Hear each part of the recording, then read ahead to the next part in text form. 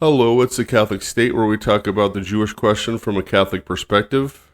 For nearly 1,500 years, blood flowed without ceasing on the altar of God, morning and evening, the Tamid, the perpetual sacrifice, 2 lambs slain every single day after day, year after year, generation after generation, and that was only the baseline. On feast days, the slaughter intensified. On the Day of Atonement, Yom Kippur, the high priest entered the Holy of Holies alone, not without blood. Bulls, goats, the smoke of burnt offerings rising over Jerusalem like a permanent column. 15 centuries of it. And yet the sins were still there the following morning. The guilt remained. The offering had to be repeated the next day, and the next year, and the generation after that. St. Paul's epistle to the Hebrews tells us why. It was impossible that those sacrifices could ever take away sin. Then came Christ.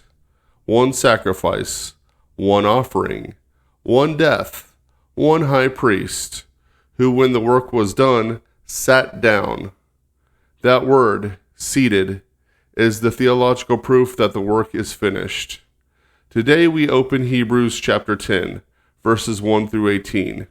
This is the definitive apostolic demonstration that the entire sacrificial economy of the Old Covenant, temple, altar, Levitical priesthood, the blood of bulls and goats, has been rendered permanently obsolete by the once for all oblation of the body of Jesus Christ on Calvary. This is not private interpretation. It is the reading Scripture itself demands, confirmed unanimously by the fathers of the church and anchored in the dogmatic decrees of the councils. The epistle to the Hebrews is traditionally attributed to St. Paul and has been received with full canonical and apostolic authority by the church from the earliest centuries, affirmed by St. Jerome, St. Thomas Aquinas, and the unbroken Roman tradition. It was written to Jewish Christians under pressure to abandon Christ and return to the temple system. The sacred author's answer is not accommodation. It is 9 chapters of rigorous demonstration that Christ surpasses every institution of the Old Covenant. Chapter 10 is the climax. Everything the letter has established, Christ's priesthood after the eternal order of Melchizedek, the earthly sanctuary as figure of the heavenly, now converges on a single point. The one sacrifice of Christ has accomplished what the entire Levitical system could not, and in accomplishing it, he has brought that system to its appointed end. We will proceed in 3 movements: the text of Scripture, verse by verse, the witness of the fathers who received it, and the dogmatic definition of the church that seals it. For the law, having a shadow of the good things to come, not the very image of the things, by the selfsame sacrifices which they offer continually every year, can never make the comers thereunto perfect. For then they would have ceased to be offered, because the worshippers once cleansed should have no conscience of sin any longer. But in them there is made a commemoration of sins every year. For it is impossible that with the blood of oxen and goats sins should be taken away. St. Thomas Aquinas, in his commentary on Hebrews, draws a precision the first verse contains: 3 levels of participation in a reality: the umbra, shadow; the imago, image; the veritas, the reality itself. The law stood at the level of shadow, not image, not reality. Aquinas uses this analogy. A painting of fire has the shape and appearance of fire, but it cannot warm you. The legal sacrifices, being only figures, could not confer the grace of which they were the shadow. And St. Melito of Sardis, writing in the 2nd century, puts the same point this way: when a painter finishes his masterwork, the preliminary sketch is dissolved in what it anticipated. The sketch was genuine, and it was useful, and its work is done. Now mark the logical argument the sacred author makes in the next verses. If the sacrifices had actually worked, if they had genuinely cleansed the conscience before God, they would have stopped. A medicine that cures does not need to be administered forever. But they did not stop. The Day of Atonement returned every single year. The Talmud was offered every morning and evening. The repetition is the refutation. More than that, verse 3 says these sacrifices made a commemoration of sins every year. In the Greek, anamnesis hamartion, not erasure, recall. They renewed awareness of the wound annually without administering the cure. And then verse 4 drives it home. For it is impossible that with the blood of oxen and goats sin should be taken away. Not insufficient, not limited, impossible. Because sin against the infinite God incurs an infinite debt. A bull is a finite creature. No accumulation of finite offerings can bridge an infinite moral distance. Only an offering of infinite worth, the blood of God made man, can satisfy an infinite offense. The Levitical sacrifices were genuinely holy within their proper season. God ordained them. They had real covenantal significance, but their power derived entirely from what they pointed toward, not from themselves. Wherefore, when he comes into the world, he says, Sacrifice and oblation thou wouldst not, but a body thou hast fitted to me. Then said I, Behold, I come to do thy will, O God. He takes away the first, that he may establish that which follows. By the which will we are sanctified by the oblation of the body of Jesus Christ once. St. Paul quotes Psalm 39 and places it on the lips of the incarnate Son at the very moment of his entry into the world. At the incarnation itself, in the womb of the Blessed Virgin, the eternal Word speaks, Sacrifice and oblation thou wouldst not. God the Father did not will animal sacrifice as an ultimate end. He instituted these offerings as provisional figures, always pointing beyond themselves. This is confirmed from within the Old Testament by the prophets themselves. Isaiah says, To what purpose do you offer me the multitude of your victims? I am full. I desire not holocausts of rams. King David the psalmist says, If thou hadst desired sacrifice, I would have given it. With burnt offerings thou wilt not be delighted. The Old Testament was always pointing beyond itself. Here is the decisive theological shift. An animal dragged to the altar cannot offer itself. It has no will, no intellect, no freedom. It is sacrificed. It does not sacrifice. Its death cannot constitute a moral act of worship of infinite worth.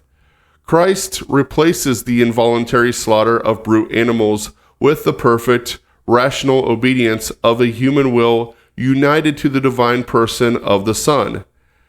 Ecce VENIO. Behold, I come to do thy will, O God. This is the supreme act of worship that no animal could ever perform, a free, knowing, loving, and infinitely worthy self-oblation to the Father.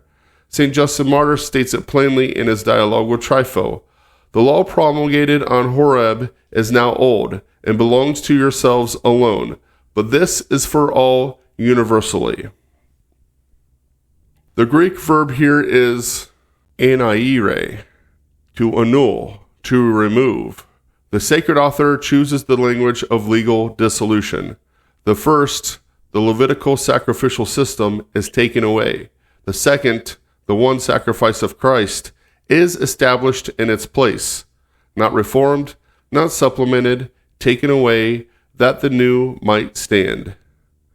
And verse 10 closes with the word that echoes through this section of Hebrews like a drumbeat.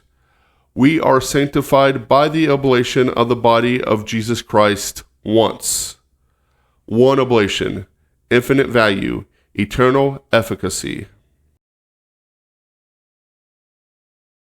And every priest indeed stands daily ministering, and often offering the same sacrifices, which can never take away sins.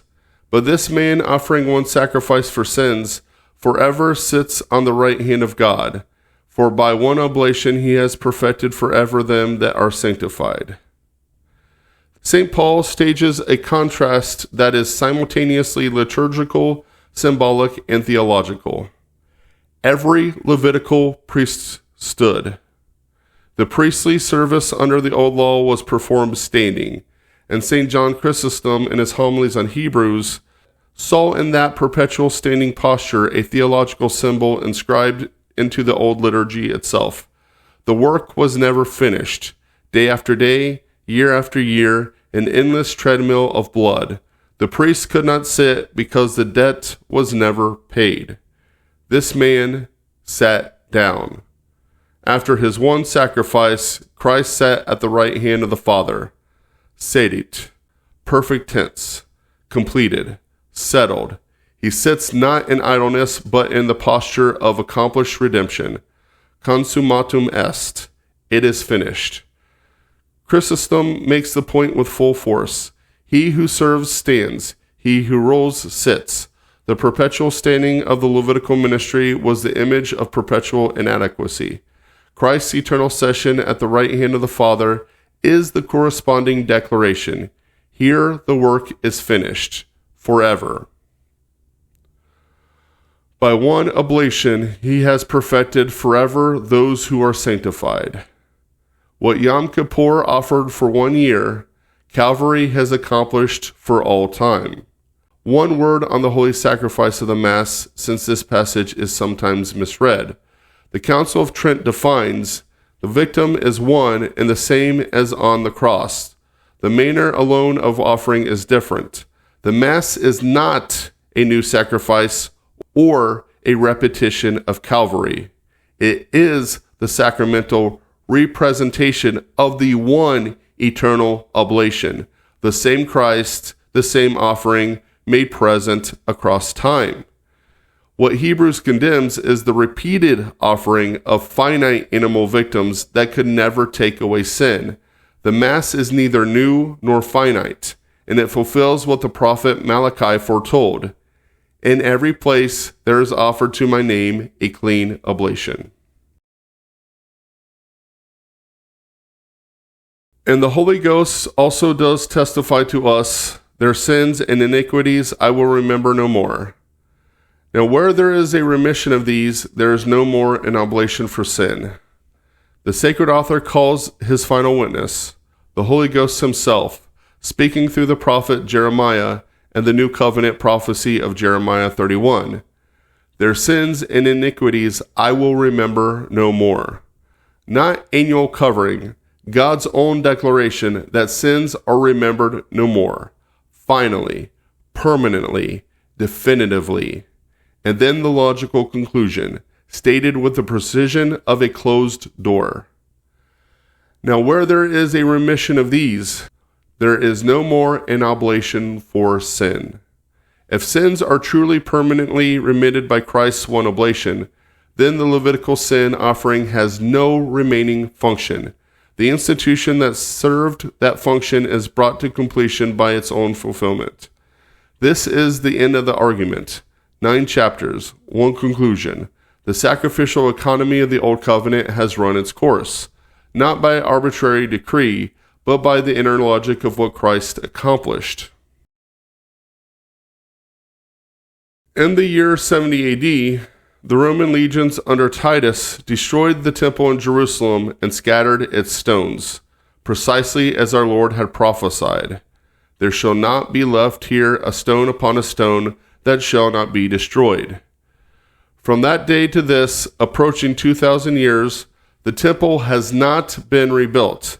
The Levitical priesthood, which required intact genealogical records to function, was dispersed.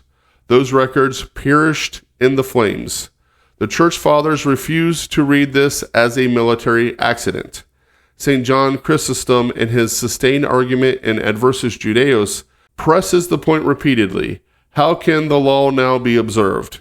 There is no priest, no sacrifice, no altar, no city. Everything that constituted the Levitical system has been taken away, not by chance, but by divine judgment. The destruction of the temple was providentially ordered to the completion of the Old Covenant sacrificial economy. The scaffolding was removed because the building stood complete. The preliminary sketch was dissolved and the finished masterwork. The doctrine we have developed from the text of Scripture, confirmed by the Fathers and sealed in history, has a precise name in Catholic theological tradition: the cessation of the ceremonial law in Christ, or, in the language of fulfillment theology, its completion in his one sacrifice. This is not the construction of any single theologian.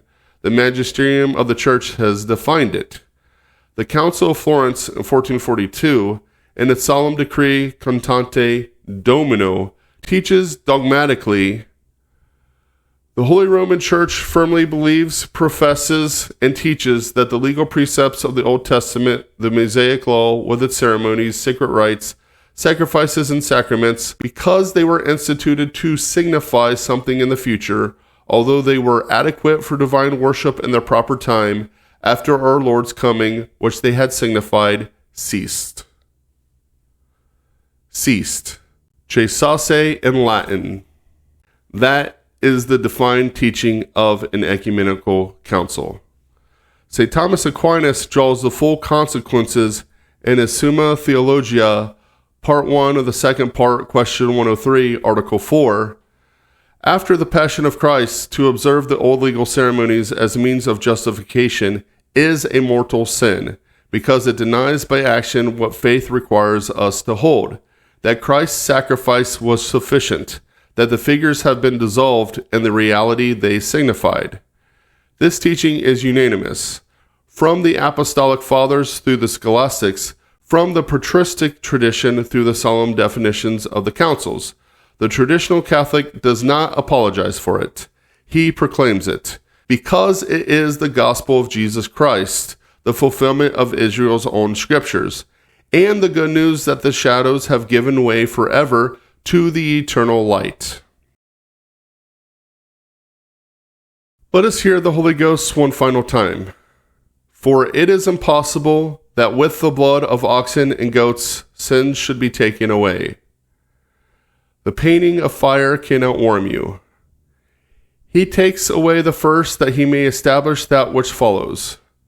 The first ceases, the second stands forever.